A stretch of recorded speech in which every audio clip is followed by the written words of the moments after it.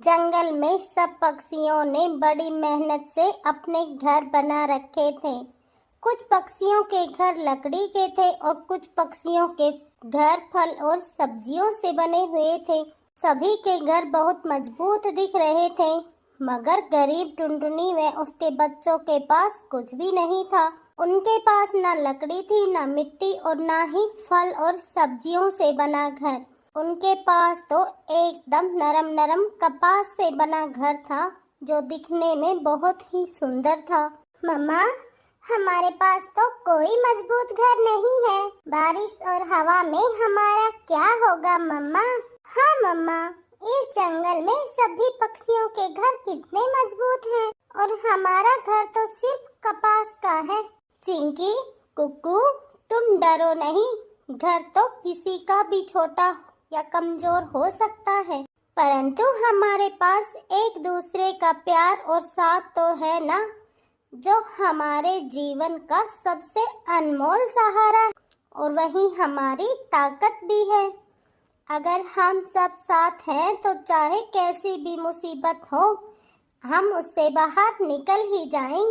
टुनटुनी ने दोनों बच्चों को गले से लगाया और फिर सोचने लगी, अगर किसी ने भी हमें या हमारे घर को नुकसान पहुंचाने की कोशिश करी तो मैं इसे बचाने के लिए हर संभव प्रयास करूंगी। अगली सुबह टुनटुनी जंगल में खाने की तलाश में घूम रही थी। तभी उसे जंगल की दूसरी दिशा में किसी के कहराने की आवाज सुनाई दी। कोई मेरी मदद करो, कोई तो हो जो मेरी मदद करे। मेरे पंख फंस गए हैं और मैं उड़ नहीं पा रही। आवाज सुनकर टुनटुनी वहां जाती है। टुनटुनी ने देखा फूलों के पास एक तितली गिरी हुई थी।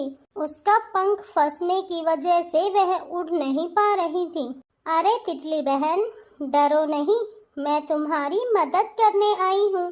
क्या हुआ तुम्हें? चिड़िया, मैं उड़ते उड़ते एक पेड़ से टकराकर गिर गई। अगर तुम मदद ना करोगे तो मैं अकेली ही मर जाऊंगी। तुम चिंता ना करो, मैं तुम्हें अभी ठीक कर दूंगी। पहले मैं तुम्हें किसी सुरक्षित जगह पर लेकर चलती हूँ। टुनटुनी ने तितली को अपने पंखों से धीरे धीरे पकड़कर एक सुरक्षित जगह पर रख दिया और टुनटुनी मन ही मन सोचने लगी, बच्चों, मुझे माफ कर देना। आज मैं तुम्हें भोजन नहीं दे पाऊंगी क्योंकि मुझे इस बेसहारा की मदद करना जरूरी लगा। दूसरी तरफ कालू कौवा एक डाल पर बैठकर टुनटुनी को परेशान करने की योजना बना रहा था। यह कमजोर चिड़िया और इसके बच्चे हमेशा ही हंसते खेलते रहते हैं। मैं इन्हें इतना सुखी नहीं देख सकता। मैं इसके इस कपास के घर को जला दूंगा और फिर देखूंगा कहाँ जाएंगे ये टुनटुनी और उसके बच्चे। कालू कौवा तुरंत टुनटुनी के घर के पास आया और पेड़ के पीछे छुपकर देखने लगा। अगर मैं इस घर को जला दूं तो यह टुनटुनी और उसके बच्चे बहुत परेशान हो जाएं। मेरी योजना एकदम सही है। फिर कालू कौवे ने कुछ सूखे पत्ते और घास इकट्ठा किया। बस अब मैं जब रात में सब सो जाएंगे तो चुपके से आऊंगा और टुनटुनी के घर को जला डालूंगा। टुनटुनी जंगल में तितली की मदद कर रही थी। उसे क्या पता था कि उसका घर एक बड़े खतरे में है। धन्यवाद चिड़िया, तुमने तो मेरी जान ही बचा ली। अब मैं पहले की तरह फिर से उड़ सकती हूँ। देखो तितली, जंगल में हर समय कोई मदद के लिए तैयार नहीं रहता, लेकिन तुम एक वादा करो कि जंगल में जब भी किसी पक्षी या जानवर को तुम्हारी मदद पड़ेगी, तुम उसकी मदद अवश्य करो। तितली ने टुनटुनी की तरफ देखा और वादा किया। मैं तुमसे वादा करती हूँ टुनटुनी, जब तुम्हें या तुम्हारे बच्चों को मदद की जरूरत पड़ेगी, मैं तुम्हारी मदद जरूर करूँगी। शाम के समय टुनटुनी अपने घोंसले की तरफ लौट आई और साथ में कुछ फल भी लाई। रात का समय था, आसमान में गहरे बादल छाए हुए थे। बच्चे भी सोने की तैयारी में थे। मम्मा, इस रोशनी में तो हमारा यह घर सितारों की तरह चमक रहा है। हाँ मेरे बच्चों, अब सो जाओ, कल खेलना। टुनटुनी अपने बच्चों से बातें कर रही थी, तभी उसे खिड़की से कालू कौवा आता दिखाई दिया। उसके पंखों में टहनी और आग की चमक थी। हे भगवान, यह कालू तो मेरे घर की तरफ तरफ आ रहा है। तेज बारिश भी शुरू हो गई। कौवे के पास जलती मसाल। हाँ हाँ हाँ, अब देखता हूँ यह टुनटुनी अपने घर को कैसे बचाएगी। कालू ने जैसे ही टुनटुनी के घर को आग लगाने की कोशिश कर, उसके सूखे पत्तों पर पानी गिर गया और आग बुझ गई। कालू की कोशिश नाकाम रही। यह क्या, मेरा प्लान तो फेल हो गया, लेकिन कोई बात नहीं, थोड़ी देर बाद फिर से कोशिश करूँगा। बच्चों, डरने की कोई बात नहीं है। कालू कौवा कोशिश जरूर कर रहा है, लेकिन आसमान और ये कुदरत हमारे साथ है। यह घर बच जाएगा। अगली रात बारिश थोड़ी कम हो गई थी, लेकिन कालू कौवा अपनी पहली नाकाम कोशिश से सीख चुका था। अब वह फिर से कोशिश करने के लिए तैयार था। तो उसने दूसरी योजना बनाई और कालू कौवा इस बार सूखे पत्तों को अपने पंखों में छुपा कर लाया और उसने घर के एकदम पास जाकर तेजी से आग लगाई। टुनटुनी ने उसे देख लिया और खिड़की से बोली, कालू, तू फिर से आ गया। मैं तुम्हें इस किए की सजा जरूर दूंगी। डरो मत टुनटुनी, या फिर ऐसा कहूँ कि तुम्हें तो बहुत डरना चाहिए, क्योंकि अब मौत तुम्हारे सर पर तांडव कर रही है। अब कैसे बचाओगी तुम खुद को इन मासूम बच्चों को? ऐसा कहते हुए कालू ने घर को आग लगा दी। घर तेजी से जलने लगा। आग को देखकर बच्चे डर गए और रोने लगे। मम्मा, मम्मा, अब हम कहाँ जाएंगे? क्या हम जल जाएंगे मम्मा? नहीं बच्चों, डरो नहीं, मैं हूँ ना, मैं तुम्हें कुछ नहीं होने दूंगी। कौवा वहाँ से भाग गया, लेकिन टुनटुनी के घर को बाकी पक्षी दूर से जलता हुआ देख रहे थे। लेकिन कोई भी पक्षी मदद के लिए आगे नहीं आया, क्योंकि उन्हें डर था कि कहीं उन्होंने टुनटुनी की मदद करी तो कालू कौवा उन पर भी हमला न कर दे। कपास का घर जलकर राख हो चुका था। राख को देखकर बच्चे रोने लगे। मम्मा, हमारा घर तो जल गया, अब हम कहाँ रहेंगे? बच्चों, घर जल गया, लेकिन हम सब सही सलामत और साथ हैं। यही हमारी सबसे बड़ी ताकत है। नया घर भी हम जल्द ही बना लेंगे। टुनटुनी अपने बच्चों को लेकर नदी पर आ गई और नदी के पास बैठकर सोच रही थी। तभी वह तितली आ जाती है। चिड़िया, डरो मत, मैं तुम्हारी मदद करने आई हूँ। तितली ने अपने जादुई पंख फैलाए और उसके पंखों से एक सुनहरी रोशनी निकल कर आई, जिसने नदी किनारे एक कपास का जादुई घर बनाकर तैयार कर दिया। अरे, यह तो हमारा घर है और अब तो और भी सुंदर और मजबूत लग रहा है। हाँ, क्योंकि यह जादुई घर है टुनटुनी। अब कालू कौवा भी इसे नुकसान नहीं पहुंचा सकेगा। जब मदद की जरूरत होती है तब दोस्त हमेशा मदद के लिए तैयार रहते हैं। अब तुम्हें इस घर में कोई खतरा नहीं है। टुनटुनी चिड़िया और उसके बच्चे अब नए जादुई कपास के घर में खुशी खुशी रहने लगे। प्यारे दोस्तों, हमारी कहानी कैसी लगी हमें कमेंट बॉक्स में जरूर बताएं। जंगल के एक तरफ बहुत ही खूबसूरत गांव तो दूसरी तरफ पक्षियों का बसेरा। गांव की बूढ़ी अम्मा, जिसे दुर्गा माँ से वरदान मिला। वरदान कुछ ऐसा था कि वह किसी भी चीज को हाथ लगाएगी वह जादुई हो जाएगी। बूढ़ी अम्मा का घर जंगल के बहुत करीब था, तो इसीलिए गांव की औरतें उनको चूड़ियां दे जाती टूटी हुई और बोलती, अम्मा, इन्हें जंगल में फेंक देना, अब यह हमारे किसी काम की नहीं। और बूढ़ी अम्मा ऐसा ही करती, उन चूड़ियों को जंगल में फेंक देती। उन चूड़ियों पर जैसे ही सूरज की किरण गिरती, उनके रंग बिरंगे टुकड़े धूप में चमकने लगते। पास ही एक डाल पर टुनटुनी चिड़िया का घोंसला था। अरे वाह, यह तो मेरे बहुत काम की है। यह चूड़ियाँ मेरे घोंसले के लिए एकदम बढ़िया है और मजबूत भी। टुनटुनी चिड़िया उन चूड़ियों को उठाकर अपने घोंसले की दीवारों के किनारों पे लगाती है। अब मेरा यह घर और घरों से बहुत अलग और मजबूत हो गया। सुबह की धूप की किरण जैसे ही टुनटुनी के घर पर पड़ती, वह टूटी चूड़ियाँ हीरे मोतियों की तरह चमकने लगती।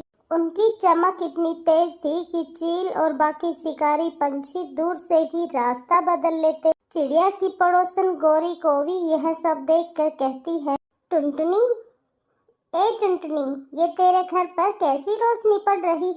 ऐसा लग रहा है जैसे पेड़ पर तो महल ही टिका हो।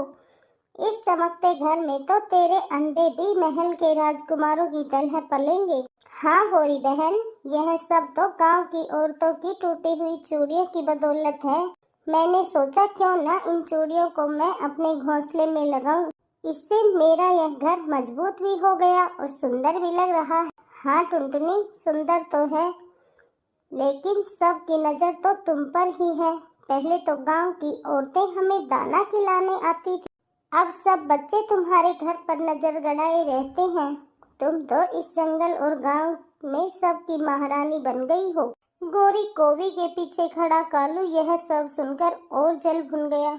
उसकी आंखों में जलन की चिंगारी जल उठी। अरे गौरी, यह सब तो इस टुनटुनी का दिखावा है। भला चूड़ियों से बना घर भी कहीं मजबूत होगा? तुम देखना, हल्की सी आंधी आएगी और यह सारी चूड़ियां खनखना कर करके नीचे गिर जाएंगी। फिर देखने में मजा आएगा। तेरी मेहनत का क्या होगा टुनटुनी? हाँ बिल्कुल, और कहीं किसी लालची इंसान ने तेरे इस घर की चमक देख ली तो उसे यही लगेगा ना कि तेरे पास तो खजाना है। फिर देखना तू, तेरे घर पर आफत आ जाएगी।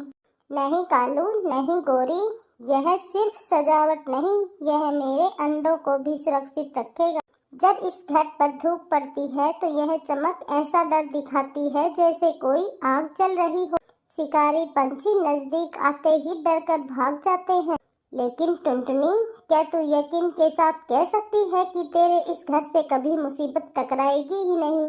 गौरी बहन, मैंने यह घर बड़ी मेहनत और बुद्धिमती से बनाया है, और मेहनत से बनाया घर मुसीबत से लड़ने की ताकत रखता है। टुनटुनी बेफिक्र अपने अंडे से रही थी। इंसान हो या पक्षी, आते जाते बस टुनटुनी के घर की ही तारीफ कर रहा। टुनटुनी की तारीफ सुनकर गौरी और कालू का दिल और जलने लगा। उनकी जलन दिनों दिन बढ़ने लगी। देखा कालू, यह गांव वाले, बच्चे हो या बड़े, पक्षी हो या जानवर, सब इस टुनटुनी के घर की ही तारीफ करते हैं। अब तो हमारा काला चमकदार रंग भी सबको साधारण लगने लगा है। हाँ गौरी, मुझे तो लग रहा है अब यह पूरा जंगल उस टुनटुनी का ही हो गया। अब तो हमें कोई दाना भी नहीं डालता। कहाँ जाएं अब हम? और सब कहते हैं, देखो यह टुनटुनी कितनी होशियार है। तो क्या हम बेवकूफ हैं? क्या हमने कभी घर नहीं बनाया? कालू, मेरे पास एक योजना है। क्यों ना हम इस टुनटुनी को सबक सिखाएं। अगर हम इंसानों में यह बात फैला दे कि टुनटुनी के घर में तो खजाना है, फिर देखना सब कैसे इस घर पर टूट पड़े। हाँ गौरी, तुम बिल्कुल सही कह रही हो। जैसा तेरा रंग काला, वैसी ही काली तेरी योजना। ये इंसान तो वैसे भी लालची ही होते हैं। अगर इन्हें यकीन हो जाए कि टुनटुनी के घर में सचमुच का खजाना है, फिर देखना वह पेड़ काट डालेंगे। फिर देखना इसका इन चूड़ियों का घर कैसे टन टन करके नीचे गिरता। फिर देखेंगे कहाँ जाएगी यह टुनटुनी। फिर अगले दिन कालू कौवा शिकारी इंसान के घर की छत पर बैठता है। शिकारी इंसान आराम कर रहा था। कालू कौवा कहता है, सुनो ओ इंसान, तुम्हें एक गुप्त राज बताता हूँ, लेकिन यह किसी को बताना। अरे वाह, क्या दौर आ गया है। अब तो कौवे भी हमसे बात करने लगे हैं। अरे हाँ भाई, बताओ क्या गुप्त है? वो देखो, उस बड़े पेड़ पर टुनटुनी ने टूटी चूड़ियों से घर बनाए। तुम क्या सोचते हो वह सिर्फ टूटे हुए टुकड़े हैं? नहीं, वहाँ तो खजाना, सोना चांदी हीरे मोती उसके घर की दीवारों में छुपे हैं। अरे हाँ, सच में मैंने भी देखा है। जैसे ही उस घर पर धूप पड़ती है वह चमकने। हाँ, मुझे तो लगा था यह सब चूड़ियों का खेल है, लेकिन तुम तो कह रहे हो कि वहाँ जादुई खजाना। हाँ, और तुमने जल्दी नहीं किया तो वह टुनटुनी सारा खजाना कहीं और ले जाएगी। अरे नहीं, मैं अभी जाता हूँ। कितना सोना लेगा? अरे वाह, मैं तो माला माल हो जाऊंगा। कालू चुपचाप वहां से उठ जाता है। कालू कौवा मन ही मन सोचकर बहुत खुश हो रहा था। अब देखना टुनटुनी, तेरे घर का क्या हाल होगा। ना रहेगा तेरा ये पेड़ और ना रहेगा ये तेरी चूड़ियों। अरे यह आवाज कैसी है? टुनटुनी धीरे से घर से बाहर निकलकर देखती है। अरे यह सब इनकी चाल है। पक्का इन्हें कालू और गौरी ने भड़काया। अब तो मेरे बच्चों पर खतरा है। टुनटुनी को क्या पता था कि यह चूड़ियां कोई साधारण चूड़ी नहीं, ये तो जादुई चूड़ी है, क्योंकि इन पर बुड्ढी अम्मा का हाथ जो लगा था। जैसे ही इंसान कुल्हाड़ी उठाकर टुनटुनी के पेड़ को काटता है, जादुई चूड़ी चमक उठती है और शिकारी इंसान को सबक सिखाने लगती है। चूड़ियों की तेज रोशनी इंसान की आंखों पर पड़ रही थी, जिसे उसे दिखाई देना बंद। अरे ये क्या हो गया, मेरी आंखें जल रही हैं, ना ही मैं कुछ देख पा रहा हूँ। यह क्या हो रहा? वह कुल्हाड़ी छोड़कर वहां से भाग गया। डरपोक इंसान, अब तुम देख ना मैं कैसे तोड़ता हूँ इस घर। कालू कौवा जैसे ही घर के पास जाता है, जादुई चूड़ी फिर चमक उठती है और कालू की पूंछ में आग लगा देती है। अरे बचाओ बचाओ कोई मुझे, मैं जल रहा हूँ। अरे नहीं नहीं, मैं तो मजाक कर रहा। जादुई चूड़ी उसकी आवाज बंद कर देती है। यह मेरा ही घर नहीं, मेरे बच्चों का भी है। जो भी इन्हें नुकसान पहुंचाएगा उसे सजा जरूर मिलेगी। अरे नहीं नहीं, मुझे माफ कर दो टुनटुनी, मैं लालच में अंधा हो गया था। अब मैं समझ गया हूँ कि मेहनत और समझदारी का रास्ता ही सही रास्ता। टुनटुनी बहन, मुझे भी माफ कर दो। मैं भी तुम्हारी तारीफ सुनकर ईर्ष्या और जलन में आ गई थी, इसलिए मैंने इंसानों के साथ मिलकर तुम्हारे घर को नुकसान पहुंचाने की कोशिश करी। अब मैं वादा करती हूँ, मैं किसी की मेहनत पर नजर नहीं डालूंगी। ठीक है गौरी, मैं तुम्हें माफ करती हूँ, लेकिन याद रखना, ईर्ष्या और जलन से कभी किसी का भला नहीं हुआ। अब धीरे धीरे टुनटुनी को पूरे गांव वाले और जंगल के पक्षी चूड़ियों के घर वाली चिड़िया के नाम से बुलाने लगे।